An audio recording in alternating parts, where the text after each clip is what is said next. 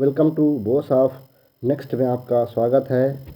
हमारा जो है रिवीजन सीरीज चल रहा था मॉडल पेपर क्वेश्चन पेपर का। तो ये हमारा लास्ट वीडियो है।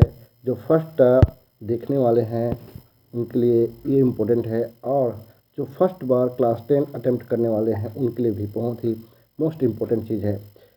जैसे उनको एग्जामिनेशन हॉल में पहुँचेंगे, बैठेंगे, तो उनको आंसर शीट मिलेगा। तो उसमें वहाँ पर फर्स्ट तो रोल नंबर वहाँ पर फिलअप करने को मिलेगा।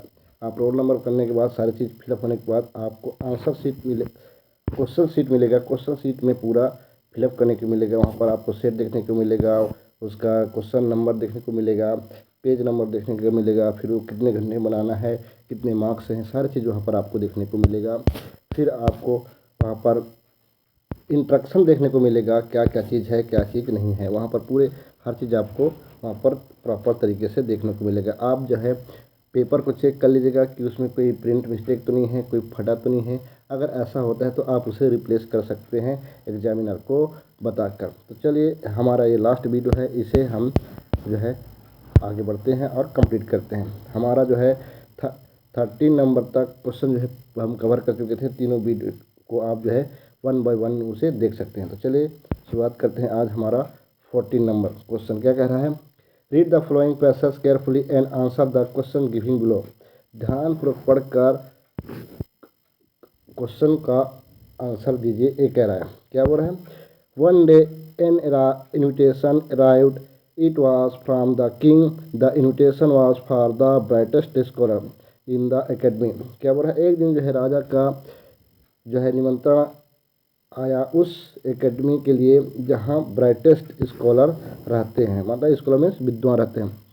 As in happened, the king wanted to compile all the knowledge in the universe into book. To get the input, he had invited scholars and philosophers from all over the world. फिर आगे क्या कह रहा है। There was a discussions in the academy about whom to send for his conference. After a lot of thought, they all agreed that the girl was the brightest scholar in the academy, so the girl was sent to the conference. फिर बोल रहा है, when the girl reached the conference venue, she was taken aback by the grandeur. She noticed a large number of men, but hardly any women among the delegates. फिर बोल रहा है आगे, she climbed the dash to take her seat. Suddenly there was a hang uproar. People as an audience were staring her. मतलब जैसे ही उसने मंच पे चढ़ा, ऑडियंस से क्या करने लगे, स्टेरिंग, चिल्लाने लगे। ये कह रहा है, इसे आप एक बार या दो बार आप पढ़ोगे तो पूरा प्रॉपर तरीके से उसके बारे में क्या बोल रहा है, किस लिए एक्सप्रेशन कर रहा है, ये आपको पूरा समझ में आ जाएगा। ठीक है, यहाँ पर जैसे बोल रहा है कि एक दिन जो है राजा ने इन्विटेशन भेजा सभी विश्व के सभी स्कॉलर और एकेडमी के पास, माने स्कॉलर विद्वान और उस एकेडमी के पास जहाँ पर बहुत अच्छे अच्छे विद्वान रहते हैं। उसने राजा जो है चाहता था कि वो जो है पूरे विश्व के नॉलेज है उसे वो कंपाइल करे, मतलब एक बुक के रूप में बनाए। ही इन्विटेड स्कॉलर एंड फिलोसोफर, माने विद्वान और दर्शन शास्त्र के लोगों को वहाँ पर पूरे विश्व के बुलाया गया। There was a discuss the academy about women sen. क्या बोल रहा है कि एकेडमी में भी चर्चा होने लगा कि हम किसे भेजें। तब उन्होंने विचार किया कि ये जो है लड़की जो है बहुत ही क्या है, ब्रिलियंट है और ब्राइटेस्ट स्कॉलर है, तो इस लड़की को कॉन्फ्रेंस में भेजा जाए, ऐसा करें। जब वहाँ राजा के कॉन्फ्रेंस में उसने देखा कि उसमें जो है महिलाओं की संख्या बहुत कम था, वहाँ पर ज़्यादातर क्या थे, पुरुष की संख्या ज़्यादा था। ये कह रहा है, जैसे उसने वो मंच में चढ़ा तो ऑडियंस से क्या होने लगे, चिल्लाने लगे, दर्शकों से चिल्लाने लगे, ये कह रहा है। तो चलिए फिर क्वेश्चन देखते हैं क्या कह रहा है। फर्स्ट क्वेश्चन क्या कह रहा है, चूज द करेक्ट ऑप्शन, सही विकल्प को चुनकर भरिए बोल है। फर्स्ट बोल है, द इन्विटेशन वाज फ्रॉम, किसका निमंत्रण आया। ए दिया है द स्कॉलर, बी दिया है द किंग, सी दिया है फिलोसोफर।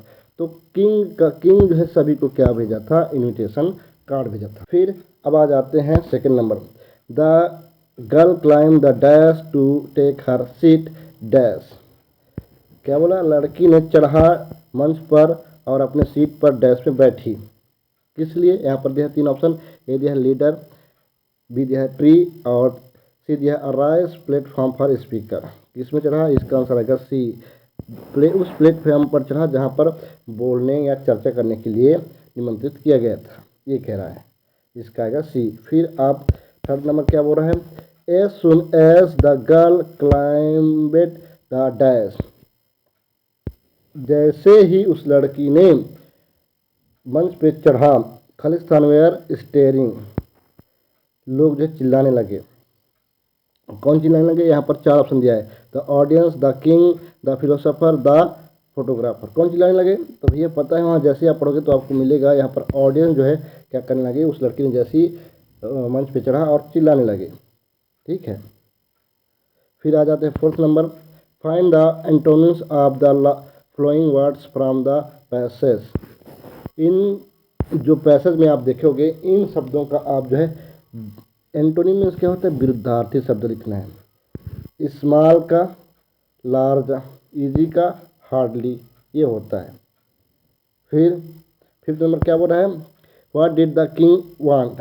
राजा जो है क्या चाहता है, राजा जो है पूरे विश्व की जानकारी को एक जो है बुक में कंपाइल करना चाहता है, बस इतना ही है। The king wanted to compile all the knowledge in the universe into the book, ये इस तरह से बनेगा।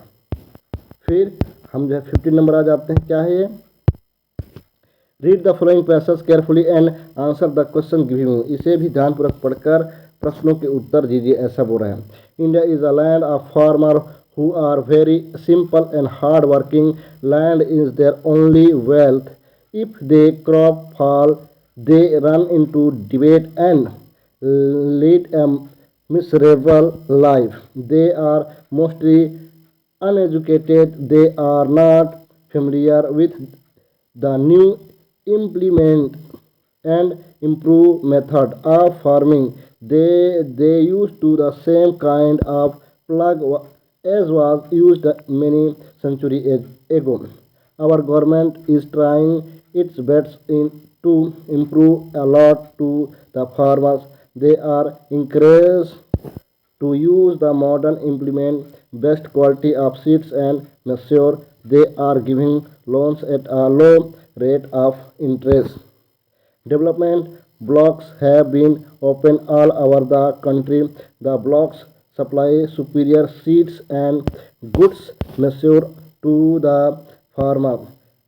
Fortunately, most of the farmers have started to use new method of farming and will be soon become happier. ये कह रहा है, इसे आप पढ़ोगे तो आपको आसानी से समझ में आ जाएगा कि ये बोलना क्या चाह रहा है, कि जो है भारत जो है किसानों का देश है, ऐसा बोल रहा है पूरा ऑल टोटल। से पढ़ोगे तो आपको क्लियर समझ में आ जाएगा कि ये बोलना क्या चाह रहा है और कहना क्या चाह रहा है। फिर हम देखते हैं इसके क्वेश्चन आंसर। ये तो पढ़ोगे तो आपको क्लियर समझ में आ जाएगा, नहीं आता है तो आप जो है 1 2 बार 3 बार पढ़ेंगे तो आपको हर डाउट जो है क्लियर हो जाएगा। इसी में इसके आंसर रहते हैं, आप इसे प्रॉपर तरीके से पेंसिल से मार्क करते जाइए, छोटा छोटा टिक लगाते जाइए, आपको हर क्वेश्चन का आंसर आपको मिल जाएगा। चलिए देखते हैं क्या बोल रहे हैं, the life of a farmer is miserable because, बहुत ही क्या है, मिसरेबल। यहाँ पर दिया है आपका 5 ऑप्शन दिया है, ये दिया है he is not hard working, he has many children. फिर दिया है C, he is not educated, he does not look after his health. फिर दिया है आपका the message does not tell us, ये दिया है। तो आप जो है वहाँ पर आप पढ़े हो, आप कहाँ कर क्या बोल रहा है, यहाँ पर जैसे ही आप देखोगे आपको एक चीज़ देखने को मिलेगा। क्या चीज़ बोल रहा है, ये जो है दे आर मोस्टली अनएजुकेटेड, ये कह रहा है अधिकतर लोग जो है क्या रहने थे, ही नॉट एजुकेटेड, वो लोग पढ़े लिखे नहीं होते, ये कह रहा है। इसका आंसर आएगा आपका सी।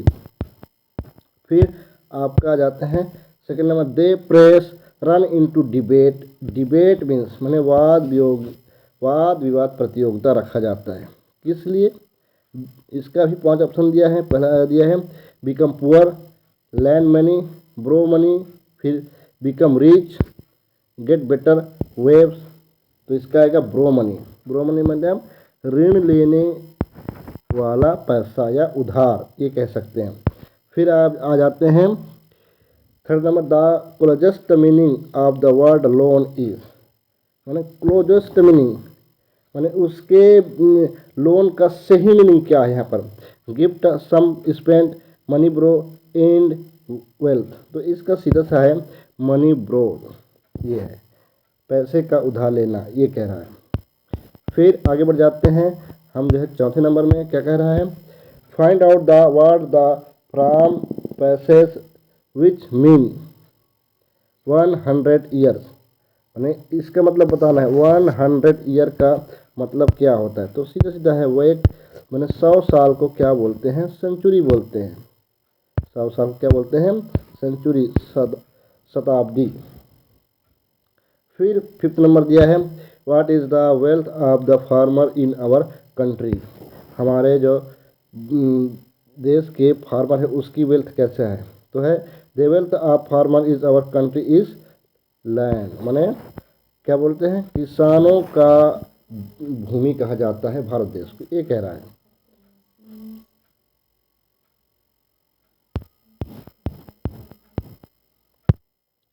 फिर आगे बढ़ जाते हैं हम जो है 16 नंबर क्या है, you are Uma Verma, you economic condition is poor, right an application to your principal for from fees cancellation scholarship. मैंने क्या बोला, फीस कैंसिलेशन और स्कॉलरशिप के बारे में आपको अपने प्रिंसिपल को क्या लिखना है, लेटर लिखना है। तो ये बहुत ही ईजी तरीके से रहता है, इसमें आप बड़ी आसानी से 4 नंबर क्या कर सकते हैं, मिल सकता है आपको। यहाँ पर लिखना है आंसर टू द, फिर प्रिंसिपल, गवर्नमेंट है गर्ल्स स्कूल बिलासपुर से, ये मैं बनाया हूँ आपके लिए। फिर subject an application for fee cancellation या स्कॉलरशिप, क्या चीज़, फीस को माफ़ करना और स्कॉलरशिप दिलाना। ठीक है, मैडम या सर। फिर वहाँ पर पूरा आप बॉडी पार्ट लिखना है। लेटर का 4 टाइप में बना रहता है। पहला आप जब फर्स्ट पार्ट, फिर सेकंड पार्ट, फिर आपका थर्ड पार्ट, फिर आपका डेट वाला, ये बना रहता है।